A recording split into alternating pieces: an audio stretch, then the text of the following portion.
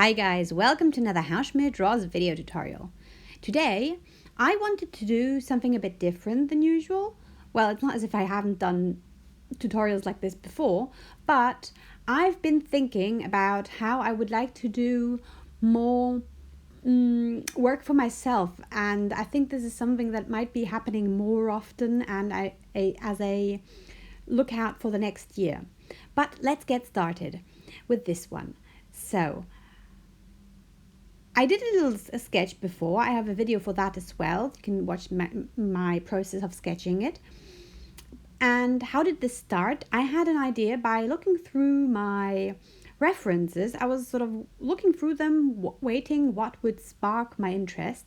And under the video, you have a link to the reference this is referring to. And I'm now mixing the colors for this image. I was thinking about what I needed. It's a very blue and red color scheme.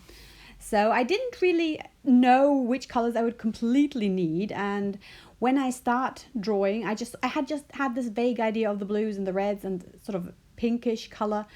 And before starting, I usually just sort of draw on an extra sheet or next to the drawing so that I can check the intensity of the pigment and the colors. And for the figure, which I want to color red, I wanted to have this, an intense pink. My watercolors didn't actually contain the same pink as in the reference, but I thought, well, the sketch is pink and pretty bright, and I think the stuff will be, the color will be pink enough. And I just went ahead and started with a light wash. Having light washes for watercolors is how basically I always begin. I mean, I'm not a professional watercolor artist. I think that there's people who've learned it, and this is just how I do it. I must say, for this drawing, I've done it in my sketchbook because I really like working in my sketchbook and doing watercolors there, but then it's not watercolor paper. You can see that there's like already little damaging of the paper going on, but I didn't really mind. It wasn't terrible or anything. This is a Moleskine all media media sketchbook, so it works fine-ish. And you have to ignore, like, you can see the crumbs in the leg, how that already roughens up. But it really depends. I mean, if it was a watercolor sketchbook, it would probably look better. But yeah, I don't know. I don't feel like it's terrible, because usually this stuff just when dry, it doesn't matter anymore. And for working with watercolor, you can see me doing here now is using a hair dryer. Looking for the word there. And with the hair dryer, you can sort of dry the paint quicker, and then you can go on top of it faster, which I really can recommend.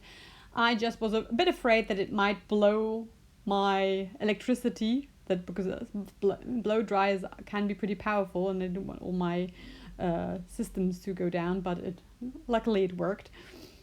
So yeah, if you don't have that problem, then a blow dryer, or if you have enough room for blow dryer and stuff and everything, that's perfect. But yes, I really recommend it, because then you can go quicker on top of the drawing. And some people might say, okay, the watercolor should dry naturally, because then you don't blow it in one direction or something.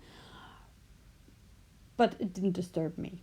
I just felt it's a very practical way of working with watercolor without having to make yourself a cup of tea every time you have a layer of paint which you want to dry. So as you can see, this isn't realistic coloring. This is just, I just wanted to give this lady a pink wash because of the reference. So and the motif which I've chosen here isn't really realistic. You have the lady sitting on the forest, and like as if it was a bench. So I don't want it to be realistic anything. This is a bit more abstract thing. And yes, So I'm not going for realistic colors here, just I'm trying to work in the color scheme from the reference, and I'm actually working from the reference on the background as well later. So here now I'm beginning with the background. I'm taking some of the blue I mixed myself. And to be honest, I was struggling a bit with the paper here. You can see it that usually when I sort of watercolor something like this, the paper does look nicer. The structures do feel a bit better, and the paper doesn't immediately leave little marks, and this paper just super quickly left the marks. I mean, there's worse paper, but there is definitely also better paper. And also, I'm a bit rusty with watercolors, but that's why I wanted to do it again, because I haven't been doing this for such a long time, and I just really felt like doing watercolor again. And I feel like you will benefit from me rejoining with what I love doing and experimenting a bit more and playing around a bit. So this is something I would like to do. I will I'm not completely stopping with the Howschmoedraws. I will still do a couple, but I'm also thinking that for the future, there isn't that many topics left. Not that I couldn't revisit old topics and go into more detail, or I've also been thinking of restructuring things, but I don't know if I want to do this for the rest of my life. If there's a tutorial which I think, oh my god, this has to be done, then I would go back to doing it. But I think I would like to get to a point with my Patreon where it gives me the freedom to play around and experiment, and because watercoloring is something which I never have the time to do because I just don't have the time. And if I keep doing my Patreon days on Friday, I can always have one day in the week where I can play around and take you along with me on the journey. So this is what I'm going to do, and let me know if you like this idea, because I'm thinking of doing this really more often, and for maybe next year completely, except for if somebody of you says, oh, this is a tutorial which I really, really would need, and I haven't done it yet, then I would say, okay, then let's do this, and I'll do a tutorial again.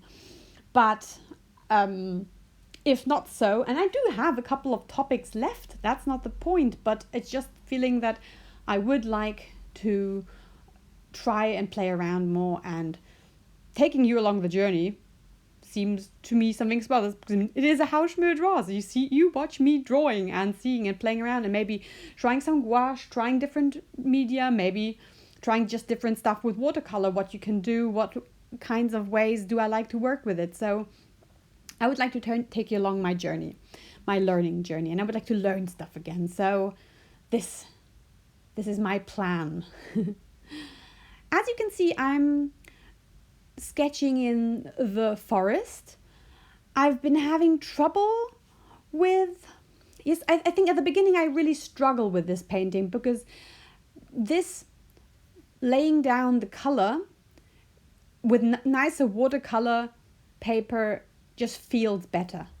This felt always like I had to push the color somewhere where it usually would work better. So where you'd get beautiful structures naturally, here I really had to force the paper more to do pretty stuff. And yes, but I started by going light and then layering on top. But I think as a learning now is that I started too dark too quick, because with these dark trees I'm just beginning to sketch in, I should have done that at a point where I was happy with the depth of the painting, but I wanted to go darker all over. And going darker with watercolor is always a bit tricky, because you have to layer upon layer upon layer of watercolor. And with paper that isn't meant for watercolor, that's not actually the very best idea. So here I chose a picture which I wanted to actually have pretty dark. And these structures now look actually quite nice. But since it's not dark enough, I've now started painting around the trees and leaving a bit of a halo around them, which actually isn't something I wanted, because I'm forced to blur my edges, which were really nice at the beginning, but now by sort of reworking the background all over, everything is getting blurred again. So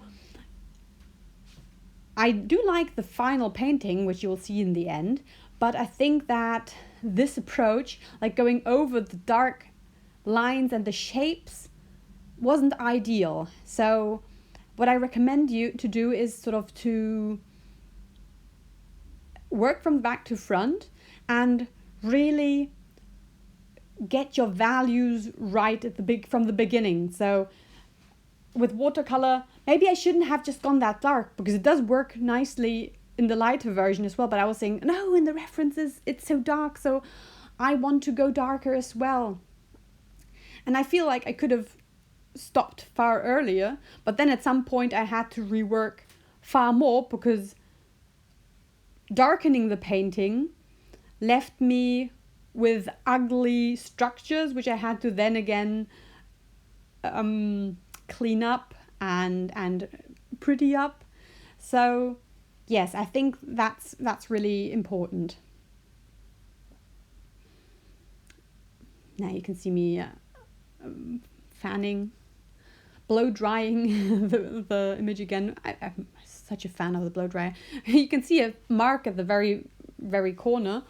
I dipped my sleeve into the watercolor blue at the very beginning, and I was like, oh, breaking the painting just from the beginning. But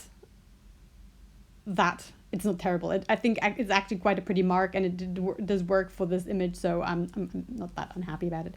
What you can see me doing now is another mistake. Lots of mistakes here, but I think you learn most from mistakes, so let me talk about this. I was impatient, and since I wasn't so so used to watercolors anymore, I sort of started with the highlights too early, in my opinion.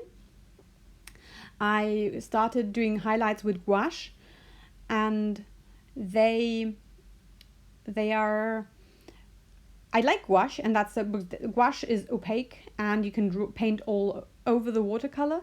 And in the reference, it was so nice because the foreground is sort of purplish red, and the highlights were this beautiful blue. So I wanted to paint those in, and I wanted to paint them in too early again. And then with gouache, it mixes again with, when you sort of go into it with a wet pen, with a wet brush, you can always remix it.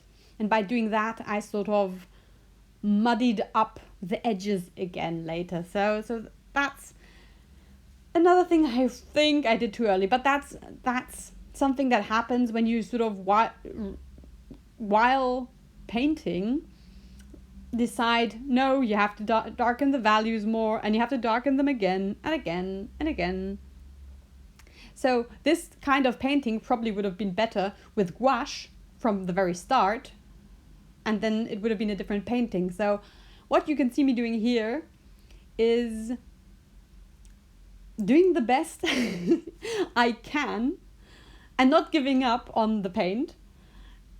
But yeah, maybe it's a watch me getting the best out of the painting while actually having made a couple of cardinal mistakes.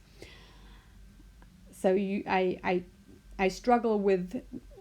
keep struggling with sort of now sharpening the edges and seeing, okay, I muddied the edges, so I have to go in there with outlines, and I'm in the detailing phase now, but then I still feel that I'm not actually there yet with the values all over. So yeah, this could have worked better. What I've also been doing is I was adding a bit of brownish yellow to the background, which looks pretty awful here, but later turns out nice. But in the reference, it also has these really subtle, warm bits within the forest in the background, and I really loved that. And since the girl is red, I wanted to sort of marry these two elements a bit by doing that, sort of taking the warmth into the background as well and bringing it in there. So don't get me wrong, I don't think that I'm doing a very bad job at this painting. It's just that I'm not doing the very best at working with watercolors. But I'm doing the best for the circumstances. And I'm starting to paint with the gouache white, sort of going opaque all over it, so I can mix in the warm colors, and that actually works quite nicely. And I think that this paper might actually be quite good for gouache. I'll try that maybe next time, because I really need to learn how to use gouache, because I've done like one painting with it and I was terrified of it afterwards. I would really like to play around with that. I hope that this isn't too me complaining about what I'm doing all the time for you, but I really feel that it is also helpful to watch the struggles. But I need to say that these are struggles, because I wouldn't recommend doing it this way. Sort of also, there's methods like you could first mask the complete figure and do the background first, so that you don't have to bother with the small brush and paint around the figure. So this isn't really a how to do it, but just watching me do it. Oh God. I really like that little detail of her ankle bracelet. Is it an ankle bracelet? Is it an anklet? I'm not sure, but I really like that. I wanted to give her a little bit more jewelry, but in the end I just settled for that little ankle bracelet, because I don't know, it felt so delicate and nice, and if she had more, I think that detail would have gotten lost. But yes, so I've been talking a lot about how I ruined this painting. So how did I fight my way out of this ruined painting? I said, okay, come on, let's take out the pencils. And I think this is a really, really, really good way to deepen colors for watercolors, and to sort of sharpen the very blurry lines of watercolors. So for an illustration, that works really nice. The combination of watercolor and pencils, I really recommend that. And these pencils I'm using are Polychromos by Faber-Castell. I will link them under the video. I don't know how they are very known in Germany. I don't know if you know them that well in other countries, but we really like them. They're good with Copics as well, because they're on oil bases, and you can sort of mix them with the Copics and they also get smudged in there. But other than that, they have a great texture. So I'm using the Polychromos pencils and my Colorays pencils, because I just really like the colors and also how the pigment comes off. I'm doing a lot of deepening of the shadows with black, and sort of also fixing gradients that had been broken by the watercolor, and also adding some color variation with the pencils, which I usually would have done with the watercolor, but since going on top of it only ruined the structures, I felt like the pencil would be a better solution, and I think that actually works quite nicely.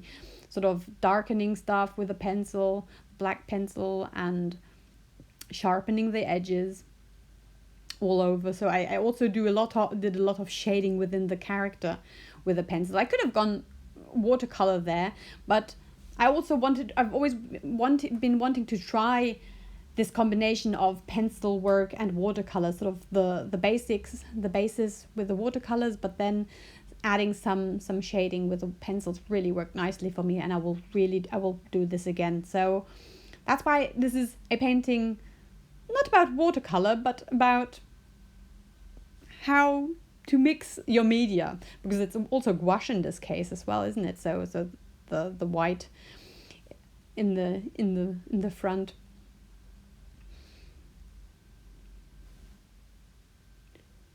What I also really like using are gel pens. This one is a jelly roll from Sakura pen or something. I will also link that. And this one isn't very opaque, but it is very fine, and sort of very light details can be done beautifully with them. Now you won't get these really hard edged white lines on light areas, but in dark areas you can see it pretty well. And you have to sort of be very gentle with it. But the flow, it keeps surprising me. It doesn't dry up.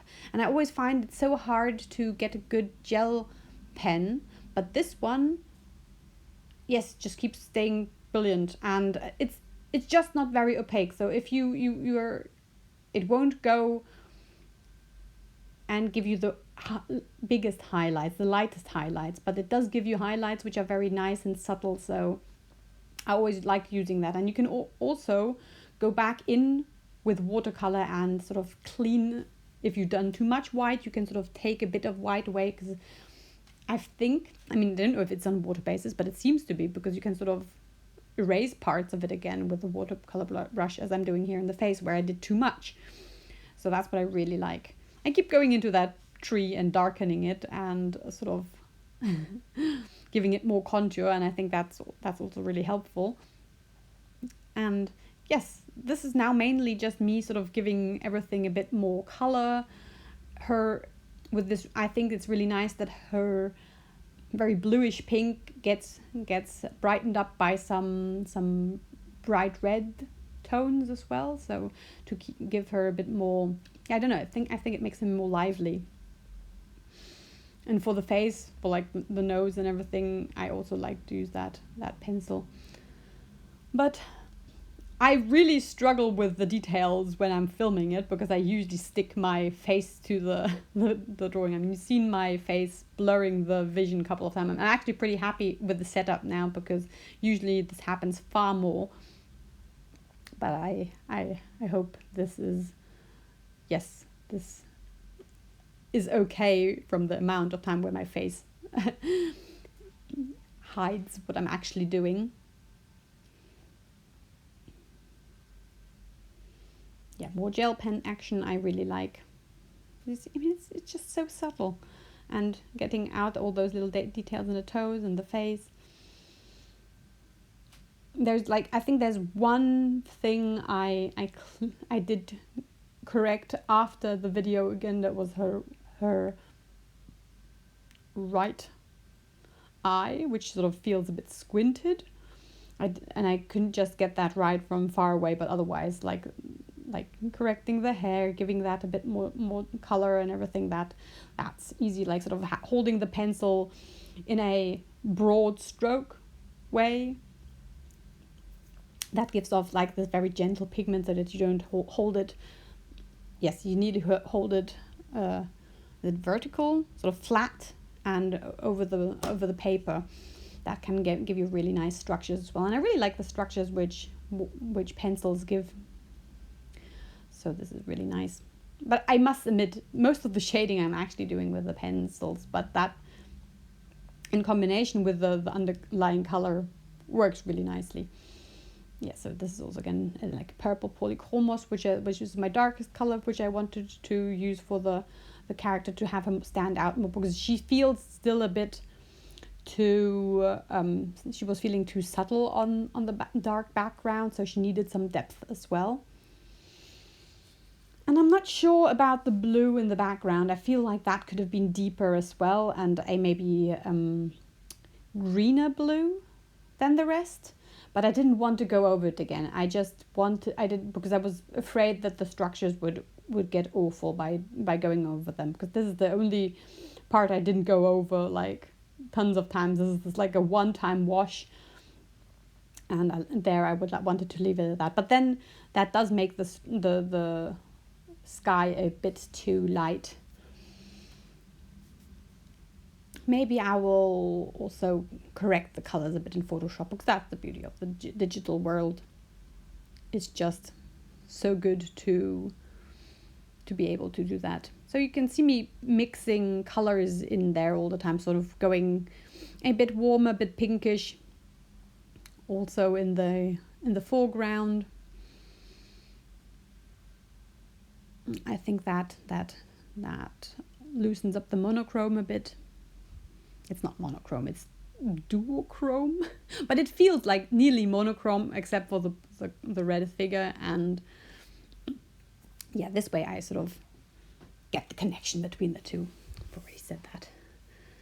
So yeah, here, at this stage I was a bit unhappy with my gouache whites, and I feel like it was better before, but I mucked about and I spread it out too much because the highlights in the photograph are so beautiful and they're so subtle, and just sort of also the shapes are that brilliant. But yeah, when you keep going on top of it all the time, you sort of change the structures again and again, and by doing that you kind of ruin what you had underneath. I mean, can work out, but in this case I feel like I broke it a bit. And yeah, watercolor isn't made for this. I keep saying it. But then you see me going in there with a pencil, and I think I did catch this painting in the end and didn't ruin it or anything, but it was a close call. I could have said in the middle and said, nah, this I have to stop doing, it just doesn't work. How do you feel about it? Is it something where you would have said somewhere in the middle you would have stopped? But I now I know why I'm disturbed by this reworking and overworking it, because my philosophy is mostly that I want to get something done quick, because when you do it quick, you know what you're doing. So the preciser you work, the less you have to rework things. And that's always my goal, to get things right in the first go. That comes with that only comes with experience. So I feel like this drawing is a very good representation of my being rusty with watercolor, and that I have to do it more. And hopefully I would have gotten this more right. We'll get this more right the next time. Just sort of remembering how watercolor reacts and everything. But that's the learning curve, isn't it? And you don't have to give up just because something doesn't work out right. It still can look very nice. But yes, my goal is always to be that good that you don't have to rework stuff and go on top of it. But because I think the amount of time you put into a painting can often just result then in a good painting, but the real skill is to get it right in the first place. That's my goal anyway. That's where I want to go when I'm like so experienced, but then that'll be probably 50 by then by getting that right, or maybe never, and that's also okay. But that's where I want to go to, and that's what I want to learn.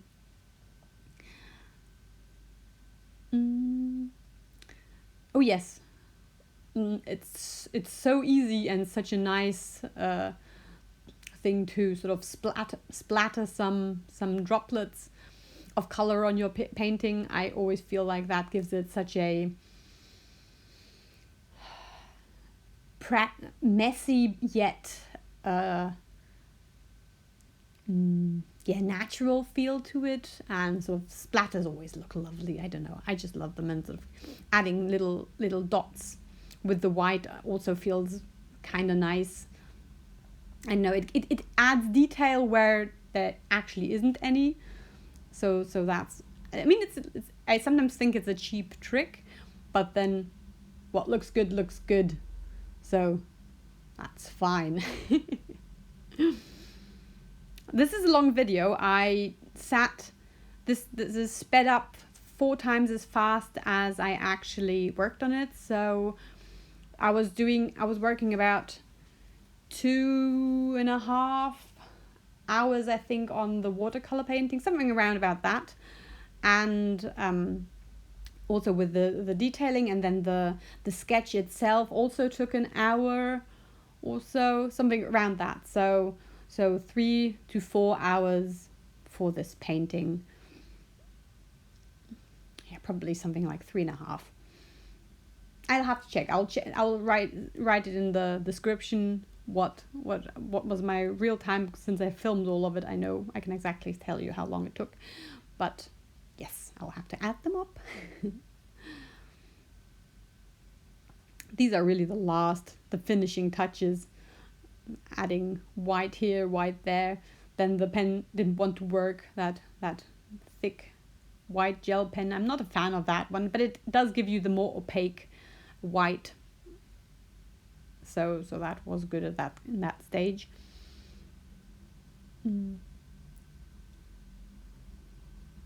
Little highlights in the hair.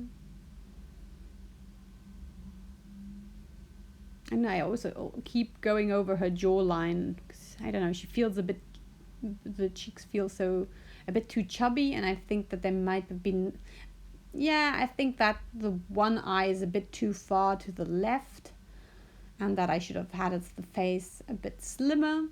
But then, something I could correct in Photoshop. Maybe I will. Maybe I'll sort of do a like this having this perfect face in Photoshop, but I don't know. I'm always also a fan of keeping things just as they are and not correcting too much in Photoshop, because it's not perfect. It's done, but not perfect. And it has lots of elements that I do like about it. So yes, let me know if you would like to have more of these kinds of this kind of video, and if the speed was okay, because I've sped it up 4 times. I could speed this up even more, but I sort of felt like it this way you can sort of see also what I'm actually doing. So yes, let me know if this is a good speed. I can vary that around as well, and if you would like to see more of these, I hope you do, because this will be so nice to explore stuff. I'm really looking forward to this, so I really, really hope you do like it. And don't just tell me that you would like it if you do. No, I think you know what I mean. Because then, if you want more, going through all the tutorials is at some point, I don't know. I don't know if everybody has ever gone through all the tutorials. I might sort of start reposting the very old ones. I don't know. I still have to figure that out. But I would like to definitely change my Patreon in 2021 a bit. Not that I want to do less, just other stuff that frees me up and gives me just the time to explore. I've been looking at Loesch's stuff she's been doing, like the ink. No, was it not Inktober? She was doing a Brushtober, and that was it looked so much fun to have the time to explore the media. And I'm not saying that I would do the same things, just that that made me want to try more stuff again, and just doing more traditional stuff. I don't know, as much as I love the computer, but when you're painting traditionally, it just feels so good. So this is my final painting. I hope you like it. I'm actually quite happy with it, even though I mumbled and grumbled all the way through this video. So thank you all for watching, and thank you for being my wonderful patrons and making all of this possible. I love you all. Bye bye.